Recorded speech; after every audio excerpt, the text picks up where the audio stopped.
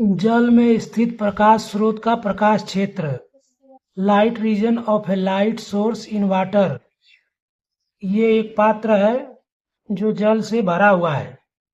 इस पात्र में ये जल का मुक्त पृष्ठ है।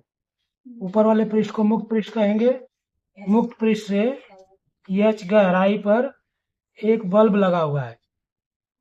इस बल्ब से प्रकाश निकलता है।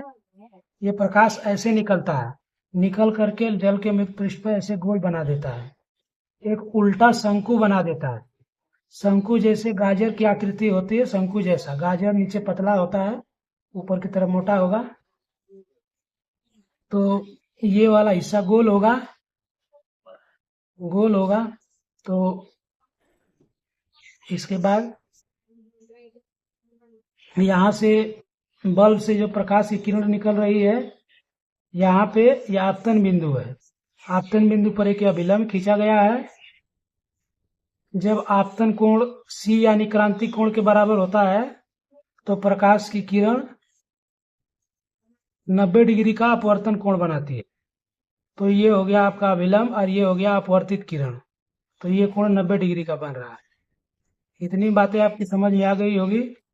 अब हम लोग इसको लिखते कैसे हैं। मान लिया कि जल से भरे पात्र में जल के मुक्त पृष्ठ से h गहराई पर एक बल्ब यानी कि प्रकाश स्रोत स्थित है। यह बल्ब जल के पृष्ठ पर r त्रिज्या के शंक्वाकार क्षेत्र को प्रकाशित करता है। ये बल्ब से निकलने वाली प्रकाश की किरण, जब बल्ब से निकलने वाली प्रकाश की किरण अंतरा पृष्ठ का मतलब हो गया ये जल और वायु के अंतरा पृष्ठ पर क्रांतिक कोण यानी C पर आपतित होती है तो अपवर्तन कोण 90 डिग्री का प्राप्त होता है। अर्थात अपवर्तित किरण जल की पृष्ठ के समांतर चली जाती है। ये जो कोण है,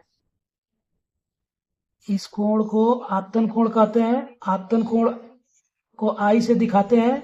I का मान C यानी क्रांतिक कोण के बराबर है। तो जब I का मान क्रांतिक कोण के बराबर होगा तो R का मान यानी अपवर्तन कोण का मान 90 डिग्री हो जाएगा। तो प्रकाश की किरण इधर चली जाएगी, यानी ये वाली प्रकाश की किरण ऐसे चली जाएगी। यहाँ से जो प्रकाश किरण निकलेगी वो ऐसे तिरछे होके निकल जाएगी। तो जब जल के अंदर कोई बल्ब स्थित होगा तो ऊपर से देखेंगे तो एक शंकु जैसा दिखाई देगा। तो यहाँ से एक संपूर्ण त्रिभुज बनेगा AGB। ये जो कोण होगा 90 डिग्री का होगा। ये जो कोण होगा 90 डिग्री का, और ये कोण कितने का होगा, इस कोण को पता करने के लिए एक रेखा ये है और एक रेखा ये है। ये दोनों एक दूसरे के समांतर हैं क्योंकि दोनों ऊर्ध्वाधर हैं। और दोनों रेखाओं को काटने वाली एक तीसरी रेखा AB है। AB तो ये एक कोण बन रहा है यहाँ पे, इस कोण को हम लोग C माने हुए हैं। तो ये भी कोण C होगा। क्यों C होगा? क्योंकि ये कोण और ये कोण दोनों एकांतर कोण है। एकांतर कोण आपस में बराबर भी होते हैं। अब हो गया आपका ये GB एक समकोण त्रिभुज है। तो समकोण त्रिभुज AGB में, समकोण त्रिभुज AGB में साइन C बराबर होता है लंब बटे कर्ण। तो इस कोण के लिए C के लिए जो लंब होगा वो GB होगा। तो यहाँ लिख सकते हैं लंब यानी GB और कर्ण होगा ये वाली भुजा यानी कि AB। अब यहाँ से हम लोग इसको लिख सकते हैं साइन C को 1/n लिख सकते हैं, जहाँ n जो है सघन माध्यम का अपवर्तनांक है। साइन C बराबर 1/n एक सूत्र होता है। यहाँ GB की नाप जो है वो हमने R मानी हुई है। R मतलब त्रिज्या, रेडियस। और AB की जो नाप है ये कर्ण होगा। तो कर्ण बराबर होता है लंब, कर्णी में लंब स्क्वायर प्लस आधार स्क्वायर। तो ये हो गया आधार, ये हो गया लंब। इसका मतलब हम लोग लिख सकते हैं H square plus R square, ये कर्ण का मान हो गया। अब हम लोग इसको तिर्यक गुणा कर देंगे। जब तिर्यक गुणा कर देंगे तो ये n का r में गुणा कर देंगे तो n r, और इधर गुणा करेंगे इसको तो H square plus R square under root में लिखेंगे। फिर दोनों पक्षों का वर्ग कर देंगे, दोनों पक्षों का वर्ग करेंगे तो n स्क्वायर आर स्क्वायर होगा, और उधर का स्क्वायर होगा तो कर्णी हट जाएगी, यानी H square plus R square हो जाएगा।